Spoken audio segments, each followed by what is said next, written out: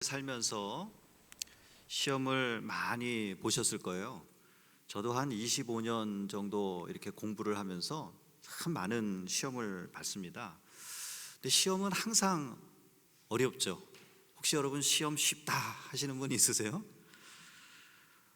최근에 제가 이제 DMV에 가서 운전면허 시험을 봤습니다. 오레곤에서 캘리포니아 이 면허로 바꾸기 위해서 시험을 보게 됐는데 떨리더라고요. 운전면허 경력도 제가 꽤 오래되고 또 보니까 예상 문제가 있어가지고 그거 좀 공부를 하긴 했는데 마음이 참 부담이 돼가지고 가급적 뒤로 미루려고 나중에 보면 어떨까 해서 자꾸 미루다가 제 아내가 그러지 말고 가서 봅시다 해가지고 가서 이제 시험을 보게 되었는데요. 역시 예상대로 시험은 어렵습니다. 한 개 틀렸어요. 두 개 틀리니까 마음이 떨리는 거예요. 야, 이거 떨어지면 어떡하나. 제가 떨어졌을까요? 합격했을까요? 합격입니다. 예. 참 우리가 인생을 살면서 수많은 시험을 치르게 되는데 시험은 늘 부담스럽고 피하고 싶습니다. 근데 막상 지나고 나면 그 답이 너무 분명했다. 그거였구나 라고 하는 것을 아는 경우가 참 많습니다. 그거 내가 이미 다 아는 거였는데 그렇게 하면 되는 거였는데. 우리 크리스찬은 늘 시험 가운데 살아갑니다. 사단 마귀가 믿는 자를 넘어뜨리기 위해서 시험을 합니다. 마치 배고픈 사자가 먹이를 찾아 헤매듯이 성도들을 쫓아다닌다 그랬어요. 예수님께서도 주기도문 이렇게 기도하라 가르쳐 주실 때 시험에 관한 구절이 있지 않습니까? 우리를 시험에 들게 하지 마옵시고 이렇게 기도해야 된다라고 말씀을 하셨습니다. 하지만 성도는 이 시험 가운데 이 시험을 이기도록 부르심을 받았다는 거예요. 근데 어떻게 하면 이길 수 있을까? 오늘 본문에 보니까 예수님마저 사단 마귀가 시험을 하는 것이 나옵니다. 하지만 예수님은 그 시험을 온전히 이기셨고 또 예수님의 이기신 그 모범 가운데 우리가 어떻게 하면 시험 잘 치를 수 있나, 통과할 수 있나 배워야 할 정답이 있습니다. 오늘 말씀을 통해서 마귀가 우리를 어떻게 시험하는가, 또 우리가 그것을 어떻게 이길 것인가에 관해서 세 가지로 여러분에게 말씀을 전하고자 합니다. 첫 번째로 마귀는 생존의 문제로 그리스도인들을 시험합니다. 예수님께서 세례 받으시고 성령에 이끌려 광야로 가셔서 40일 동안 금식하실 때에 마귀에게 시험을 받으셨습니다. 마귀가 예수님에게 뭐라고 말합니까? 네가 만일 하나님의 아들이거든 이 돌들로 떡덩이가 되게 하라, 이렇게 시험을 하는 것이죠. 예수님께서 며칠 금식하셨어요? 40일이요. 배가 고프셨겠습니까? 안 고프셨겠습니까? 배가 고프셨어요. 떡 얘기만 나와도 군침이 확 돌 수밖에 없을 것입니다. 마귀는 현재 예수님의 가장 약한 부분을 공격하고 있어요. 우리는 3일 금식만 해도 굉장히 배가 고픕니다. 제가 오레곤에 있을 때 매년 한 11월쯤 되면 기도원에 가서 3일 동안 금식하면서 내년 계획을 세웠습니다. 하루는 견딜만 해요. 이틀째가 되면 배가 엄청 고파요. 막 뭐든지 막 먹고 싶어요. 왜 내가 금식했나 후회가 되기도 합니다. 내게 만약 능력이 있다면 당장 뚝딱 음식이라도 해먹었으면 좋겠다라고 하는 그런 마음이 들게 됩니다. 제가 가장 약할 때가 배고플 때입니다. 여러분, 그래서 제 아내가 저보고 식사를 거르지 말아라, 밥을 먹고 얘기하자, 이렇게 얘기할 때가 있는데요. 반면에 믿음의 시험거리도 육신이 연약할 때 생존의 문제 때문에 찾아올 때가 있다는 것입니다. 마귀가 우리 가장 약한 부분을 공격하는데 그 첫 번째가 우리가 먹고 사는 문제로 우리를 시험한다라고 하는 것이죠. 여러분, 먹고 사는 문제가 참 중요하잖아요. 우리 여러분 가운데 먹고 사는 문제 난 신경 안 쓰고 살아 하는 분은 아마 없을 것입니다. 특별히 결혼하고 나면 먹고 사는 것이 얼마나 힘듭니까? 나 혼자 먹고 사는 것뿐만 아니라 우리 가정이 함께 자녀들도 먹고 살아야 되니까요. 또한 우리가 자녀들을 키우기 위해서는 돈이 필요합니다. 몇 년 전에 제가 어떤 신문을 보니까 자녀 한 명을 대학에 보내기 위해서 미국에서는 약 26만 불이 필요하다, 이렇게 기사를 본 적이 있습니다. 사람은요, 평생 먹고 사는 문제, 이게 참 중요한 문제, 이걸 해결하기 위해서 열심히 우리가 일하면서 살아가게 되는 것이죠. 그런데 이게 바로 우리의 믿음을 시험하는 아주 중요한 문제가 된다는 것입니다. 오늘 마귀의 질문을 보니까, 첫 번째 시험 질문을 보니까 이렇게 질문하죠. 3절 말씀 보니까 내가 만일 하나님의 아들이거든 내가 명하여 이 돌들로 떡덩이가 되게 하라. 무엇이 문제입니까? 무엇이 시험입니까? 내가 만일 하나님의 아들이거든 아버지 하나님께 구하라, 이랬으면 문제가 없는 거예요. 그런데 마귀는 어떻게 우리를 시험합니까?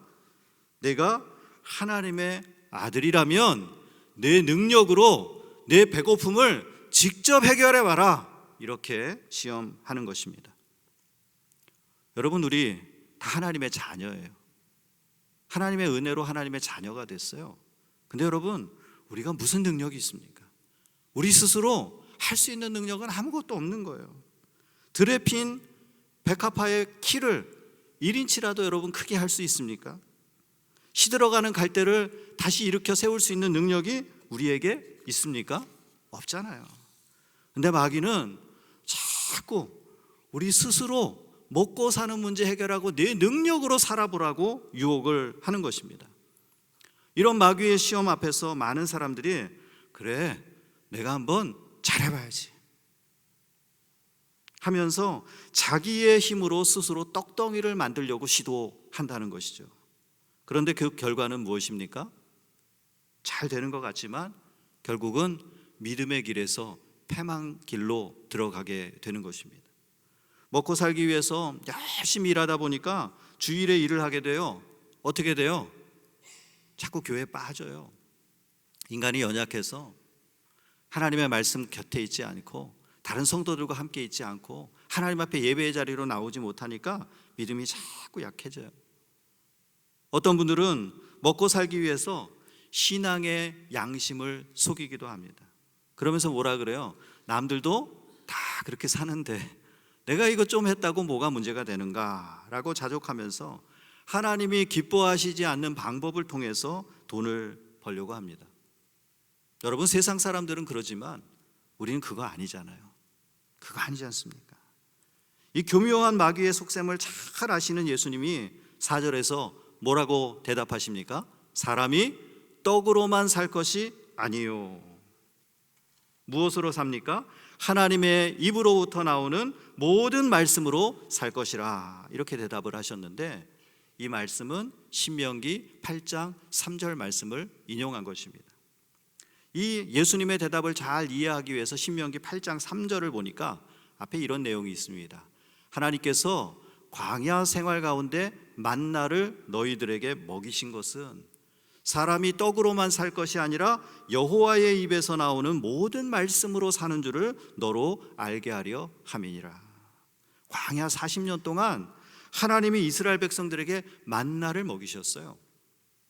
근데 만나의 특징이 무엇입니까? 내일 먹을 것을 미리 챙겨두지 말라는 거예요. 아침에 일어나면 하나님이 주신 만나가 밖에 많이 쌓여 있으니까 우리는 욕심이 생겨요. 야, 이거 걷어다가 내일 것도 준비하고 모레 것도 준비하고 일주일치 먹을 거 다 준비해 놔야 되겠다. 근데 하나님 그렇게 하지 말라 그러셨어요. 다음 날도 하나님께서 공급하여 주실 것이다. 다음 날 아침 나가서 하나님께서 다음 날도 주실 것을 믿고 믿음으로 오늘 이만큼 준비하는 거예요. 내일을 소망하는 것입니다. 하나님께서 내일도 공급하실 것이다. 그래서 그들은 만나를 통해서 자기의 능력으로 많이 벌어서 저축하고 더 가지는 것이 아니라 하나님 말씀대로 순종하고 의지하는 법을 가르쳐 주셨다는 것입니다. 사랑하는 성도 여러분, 우리 하나님께서는 아무것도 없는 광야에서 수백만 명의 사람들을 40년 동안 풍성하게 먹이신 분이십니다. 우리가 좀 먹고 살기 힘들다고 내 계획과 내 능력으로 해보려고 하나님을 떠나서는 안 되는 것입니다. 성도는 끝까지 믿음을 잘 지키고 하나님께서 우리와 함께 계심을 믿고 언약의 말씀을 붙잡고 끝까지 믿음의 길을 살아가야 될 줄로 믿습니다. 이 마귀의 시험 앞에서 우리는 예수님처럼 분명하게 대답해야 합니다. 마귀야, 나는 아무리 배가 고파도 내 능력을 의지하지 않고 내 힘으로 사는 것이 아니라 하나님께서 나를 채우시고 인도하여 주실 것을 믿고 하나님만을 신뢰하며 살아갈 것이다. 오늘 이 고백이 여러분 가운데 있으시기를 주의 이름으로 축복합니다. 두 번째로 마귀는 신앙의 교만으로 우리를 시험합니다. 5절에 보니까 첫 시험에 실패한 마귀가 예수님을 데려다가 예루살렘 성전 꼭대기에 세우고 내가 만일 하나님의 아들이어든 뛰어내리라 이렇게 시험을 하죠. 왜 성전 꼭대기로 데려갔을까요? 성전은 하나님의 임재를 상징하는 거룩한 장소입니다. 그런데 그 성전 꼭대기, 성전을 밟고 꼭대기에 서는 것 자체가 이미 심각한 교만이다라고 하는 거죠. 마귀는 종종 믿는 자들을 이렇게 교만의 자리에 서게 합니다. 하나님의 자리에 내가 서게 해서 교만해지도록 유혹한다라고 하는 거예요. 사실 우리는 감히 하나님 앞에 하나님의 성소에 나올 수 없는 자들이었지만 정말 예수님의 보혈의 공로로 이제 우리가 은혜의 보좌 앞으로 담대하게 나온 사람들 아닙니까? 그런데 신앙생활 좀 했다고 내가 그냥 성전 꼭대기에 올라가는 경우가 많다는 것입니다. 여러분, 우리 스스로 나 참 내가 볼 때 내 신앙이 참 좋다 이렇게 생각할 때가 위기인 것을 여러분 분명히 아십시오. 모태신앙이다, 혹은 내가 40년 50년 신앙생활했다, 내가 목사다, 장로다, 권사다.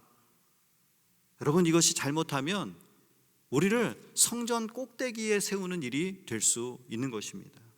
내가 하나님을 대신해서 다른 사람을 판단하고 정죄하면 심지어 하나님의 뜻이 아니라 내 뜻을 주장하는 교만한 그리스도인이 될 수 있다는 거예요.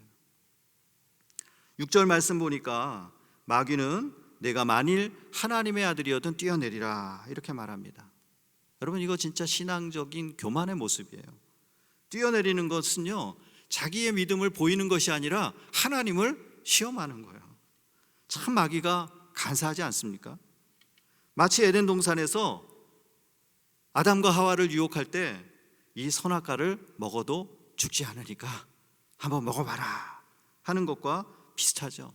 하나님은 그렇게 말씀하셨는데 진짜 그렇게 되나 안 되나 한번 해봐라 하면서 하나님을 테스트하게 하는 것입니다.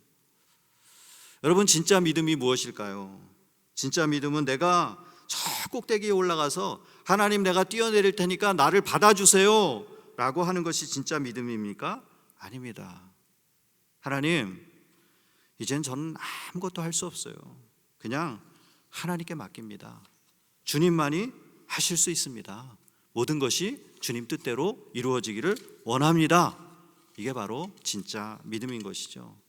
내 필요에 따라 주님을 이용하는 것이 믿음이 아니라는 거예요. 여러분, 믿음은 거래가 아닙니다. 하나님, 내가 이만큼 할 테니까 하나님은 그 이상 저에게 주셔야 돼요. 내가 이만큼 헌신하고 헌금할 테니까 하나님 이렇게 풍성하게 복 주셔야 됩니다. 이게 아니라는 거예요. 주여, 주님 은혜 감사하여 내가 이 몸밖에 드릴 것 없어 이 몸마저 주님 앞에 드립니다. 하나님만 의지하며 살겠습니다. 하나님께서 책임져 주세요. 이것이 바로 겸손한 믿음의 모습인 것이죠.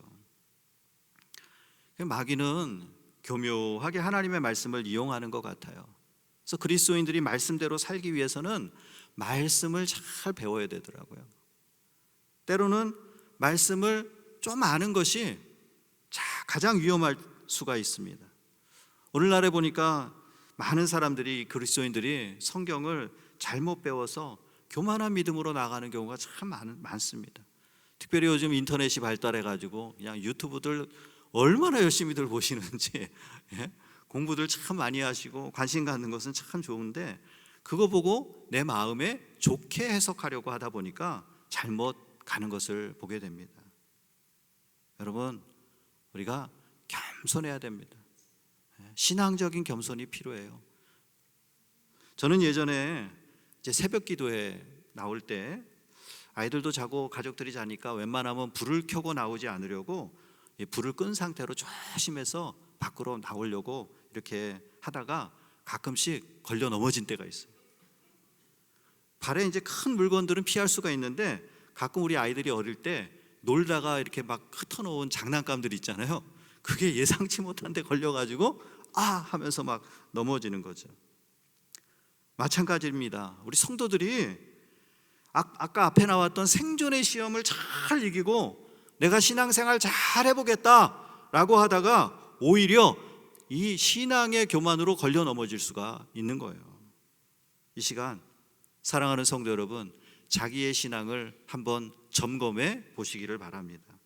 내가 혹시 하나님의 자리에 서서 다른 사람을 판단하고 나아가서 하나님과 거래하는 교만한 신앙을 갖고 있지는 않은지, 오늘 이 자리가 하나님 앞에 내 신앙을 점검하고 회개할 수 있는 자리가 되시기를 주의 이름으로 축복합니다. 마지막으로 세 번째, 마귀는 세속적인 성공으로 믿는 자들을 시험합니다. 8절에 보니까 마귀가 예수님을 데리고 지극히 높은 산에 올라가서 천하 만국과 그 영광을 보여주었습니다. 높은 곳에 올라가면 참 좋습니다. 뉴욕에 가보신 분들 엠파이어 스테이트 빌딩에 쫙 올라가서 한번 맨하튼 한번 쫙 보세요. 전 너무 좋더라고요. 앞에 펼쳐진 광경이 너무 멋있어요. 내려오기가 싫습니다. 저도 여기 와가지고 몇 번 요 뒤에 높은 그 언덕 리치죠, 리치 산에 올라가서 보니까 이 경치가 너무 좋은 거예요. 제 발 아래 쫙 펼쳐진 이 모습을 보면서 와, 내려가기 싫다라고 하는 마음이 들었는데요. 오늘 본문을 보니까 마귀가 이 마음으로 예수님을 유혹합니다. 9절에 보니까 만일 내게 엎드려 경배하면 이 모든 것을 내게 주리라. 하나님이 아니라 자기를 경배하면 성공을 보장해 주겠다, 이렇게 시험하고 있는 것이죠. 사실 예수님은 높은 곳에 올라갈 필요도 없는 분이세요. 이미 예수님은 어마어마하게 지극히 높은 곳에서 일부러 낮아주신 분이기 때문이죠. 근데 자꾸 예수님을 일부러 높은 곳에 올리고 천하 만국에 권세를 주겠다, 이렇게 허풍을 치는 것입니다. 근데 여러분, 우리도 똑같습니다. 높은 곳으로 올라가는 것에 주의해야 합니다. 창세기 11장 보니까 사람들이 높은 곳에 올라가려고 뭘 쌓습니까? 바벨탑을 쌓다가 결국 망했습니다. 올라가는 것은 감사한 일이지만 올라갈수록 조심해야 돼요. 올라가는 것이 목표가 돼서는 안 된다는 거예요. 올라가고자 하는 정욕을 버려야 된다는 것입니다. 끝까지 하나님을 경배하고 하나님께서 그를 높이셔야 진짜 그 자리가 성공의 자리인 것입니다. 최근에 제가 기독교 뉴스를 보니까 뉴욕에 어떤 큰 교회가 있는데 그 교회의 새로운 담임 목사님으로 어떤 분이 이렇게 확정이 되셨어요. 근데 그 목사님이 사실 제가 오래전에 사역하던 교회에서 저를 도와서, 제가 부교역자일 때 저를 또 도와서 함께하던 부교역자입니다.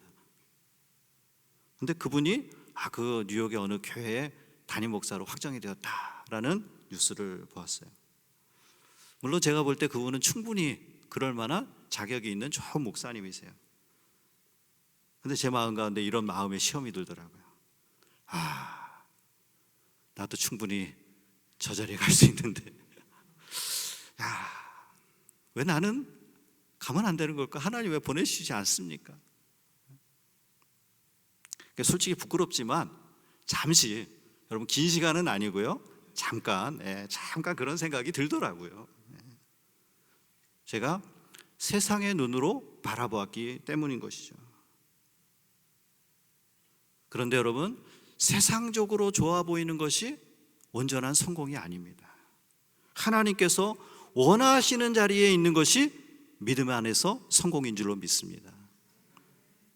마귀는 우리에게 세상의 좋은 것을 자꾸 바라보게 합니다. 바라보지 말아야 할 것을 보게 하고 그것에 관심을 갖게 만듭니다. 아담과 하와가 선악과를 바라볼 때 유혹에 넘어갔고, 다윗이 밧세바를 바라볼 때 범죄하였습니다. 그래서 우리가 아무거나 보면 안 되는 거예요.